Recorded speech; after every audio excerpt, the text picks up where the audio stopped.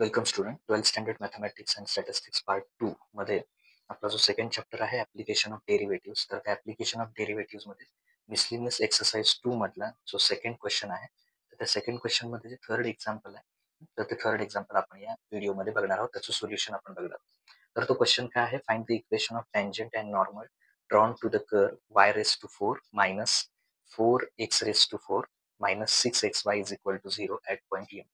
तर आपल्याला दोन फाइंड आउट करायचे, इक्वेशन ऑफ टँजंट आणि इक्वेशन ऑफ नॉर्मल. ओके, या कर्व साठी. आणि पॉईंट कुठला दिला, कुठल्या पॉईंटला फाइंड आउट करायचे? 1 2. ओके, तर सगळ्यात पहिल्यांदा आपल्याला स्लोप फाइंड आउट करावा लागेल. त्यावरून इक्वेशन ऑफ टँजंट आणि इक्वेशन ऑफ टँजंट आणि मग त्याच्या पुढे इक्वेशन ऑफ नॉर्मल. ओके, हे आपल्या स्टेप्स असणार आहेत. पहिल्यांदा आपण स्लोप फाइंड आउट करूया. तर त्यासाठी आपल्याला डेरिव्हेटिव्ह घ्यावं लागेल. तर दिलेलं फंक्शन काय आहे? गिवन दॅट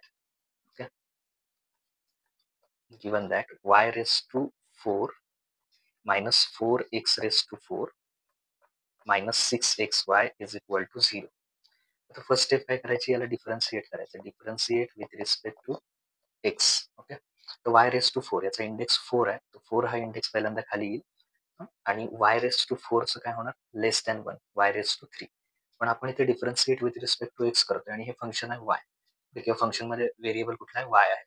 तर मग परत काय लिहायचं? y असेल तर dy बाय dx, एक्स असेल तर काही गरज नाही. ओके, मायनस 4 इंटू हा जो रेस टू 4 आहे तो पण खाली येणार, म्हणजे इथे मल्टिप्लाय होणार आणि एक्स रेस टू काय होणार? 3 होणार. पण आता आपण मात्र समजा आपण जरी लिहिलं dx बाय dx तर इथे 1च येणार. त्यामुळे एक्सच्या वेळी लिहायचं नाही, फक्त वायच्या वेळी लिहायचं. मायनस 6 जरा बाहेर घेऊया, आपण कॉमन घेऊया त्याला. आता याच्यामध्ये 6xy हा जो आहे, एक्सला काय करायचं? एक्स इंटू वायचा रूल वापरायचा, यू इंटू व्हीचा रूल डेरिव्हेटिव्हचा. So first function as it is, derivative of second function आणि plus second function as it is derivative of first function. म्हणजे एक्सचं डेरिव्हेटिव्ह घ्यायचं. एक्सचं डेरिव्हेटिव्ह किती येणार? 1. आणि पलीकडे 0 आहे, 0चं डेरिव्हेटिव्ह 0च येणार. ओके, हे झाल्यानंतर इथे थोडं सिम्प्लिफाय करूया आपण. 4y³ dy by dx, 4 into 4 केलं तर किती येणार? Minus 16x³.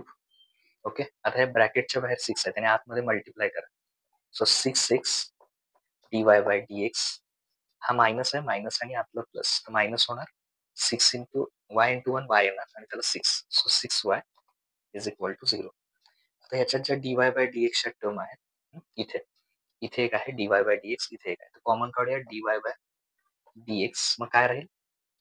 इकडे राहील 4y³ आणि इथे मायनस 6x. ओके, आणि मग राहिलेल्या या कॉन्स्टंट टर्म, या कॉन्स्टंट टर्म मधून काय करूया आपण? इथे मायनस 16 आहे, मायनस साइन त्याच्यातून जर कॉमन काढला आपण साईडला, तर काय राहील? 16x³. आणि आता हे सुद्धा दोन्ही मायनस साइन कॉमन काढायचं आणि ब्रॅकेटच्या आतमध्ये लिहायचे. तर हे पण मायनस आहे आणि हे पण मायनस आहे. सो मायनस आपण इथे बाहेर लिहिला, इथला काय होईल? प्लस होईल. Plus 6y is equal to 0. Okay, आता इथे फक्त आपल्याला dy बाय dx किती येतोय तो पाहिजे. तर हा मायनस इकडे या 0 कडे येऊन काय होईल? प्लस होईल. 0 प्लस हा जो ब्रॅकेट आहे तोच येणार, म्हणजे किती येणार?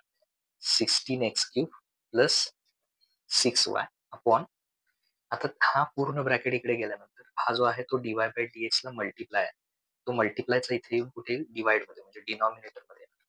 4y³ minus 6x.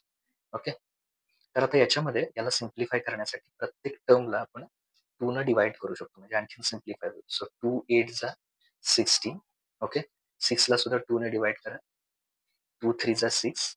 प्रत्येक टर्मला केलं तर आपण चालू शकतो, कारण 2 कॉमन घेऊन कॅन्सल केलं तरी चालेल, किंवा प्रत्येकाला 2 ने डिवाइड करा. 2 2 जा 4 आणि 2 3 जा 6. So dy by dx is equal to 8x³ plus 3y upon 2y³ minus 3x. आता कुठल्या पॉइंटला आपल्याला त्याचा स्लोप वगैरे फाइंड आउट करायचे? dy by dx at point 1 2. Okay, दिलेला पॉइंट बघा क्वेश्चन मध्ये 1 2. तर मग याच्यात आलेल्या ठिकाणी आपण 1 2 या व्हॅल्यू ठेवूया. d इंटू एक्स ची व्हॅल्यू 1 त्याचा क्यूब प्लस 3 इंटू वाय ची व्हॅल्यू 2 अपॉन 2y³. जिथे y ची व्हॅल्यू काय 2 ठेवणार आपण, मायनस 3 इंटू एक्स ची व्हॅल्यू 1. 8 इंटू 1 चा क्यूब 1च येणार. 8 इंटू 1 8 1 जा 8 येणार, प्लस 3 2 जा 6 अपॉन 2 इंटू ओके हा 2चा क्यूब केला आपण 2चा क्यूब किती येणार 8 ओके 2 मल्टिप्लाय 2 मल्टिप्लाय 2 तर 2चा क्यूब येणार 8 त्याला परत 2 ने मल्टिप्लाय केला 16 मायनस 3 सो 8 प्लस 6 किती येणार 8 प्लस 6 केल्यावर येणार 14 आणि 16 मायनस 3 13 सो थोडक्यात dy बाय dx म्हणजेच काय असणार आहे स्लोप असणार ओके स्लोप साठी आपण एम सिम्बॉल वापरूया okay slope is equal to 14 upon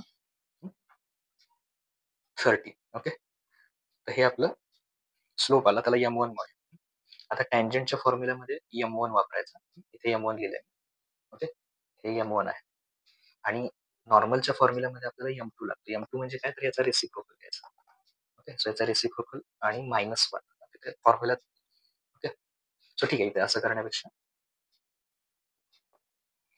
so थोडक्यात हा जो आपला आपण फाइंड आउट केला त्याला काय म्हणणार आपण slope of okay slope of tangent slope of tangent किती आला आपला 14 अपॉन 13 आता equation of tangent is y minus y1 is equal to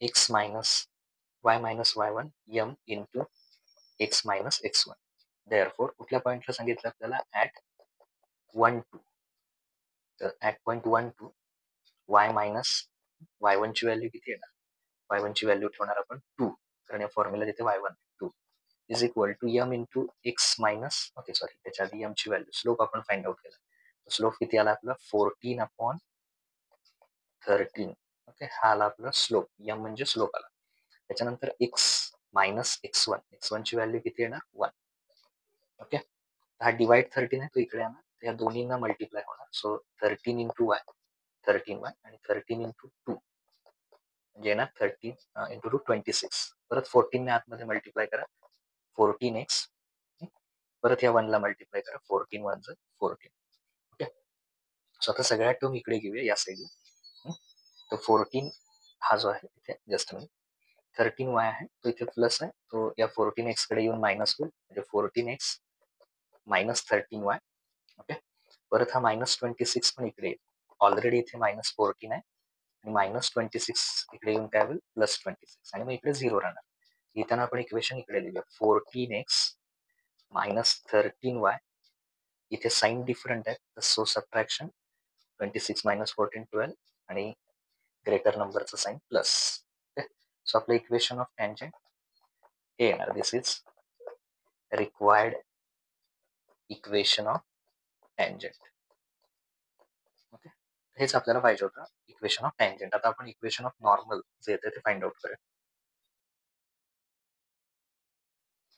आता आपण इक्वेशन ऑफ नॉर्मल जे आहे ते इक्वेशन ऑफ नॉर्मल आपण फाइंड आउट करूया आता आपण फाइंड आउट केलं ते equation of tangent find out केलं आता त्याच्यावरून इक्वेशन ऑफ किंवा इक्वेशन ऑफ नॉर्मल हा दुसरा पार्ट तर ते फाइंड आउट करताना आपल्याला काय लागणार आहे तर स्लोप ऑफ नॉर्मलचा स्लोप फाइंड आउट करायचा तर ते लिहूया इथे slope of normal is equal to -1 upon dy by dx at 1 2 okay sorry just a minute at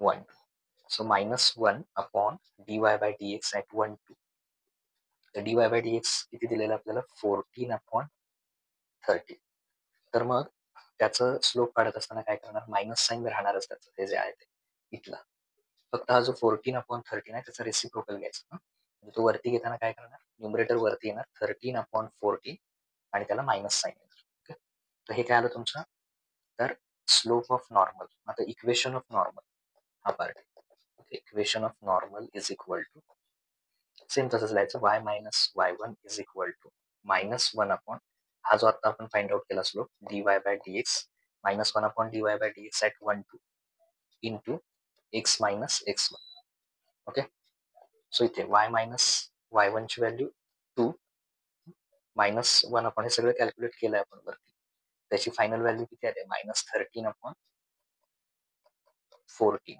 x minus x1 ची व्हॅल्यू 1 ओके सो 14 ला परत इकडे मगासारखं या दोन्हींना मल्टिप्लाय करायचं सो 14 y मायनस ओके पहिला y ला मल्टिप्लाय केलं 14 y आणि मग 2 ला 14 2 ज 28 इज इक्वल टू, आता इकडे -13 इंटू एक्स म्हणजे -13x, हा -13 आणि मधला मायनस, मायनस मायनस काय होणार प्लस, 13 वनचा 13.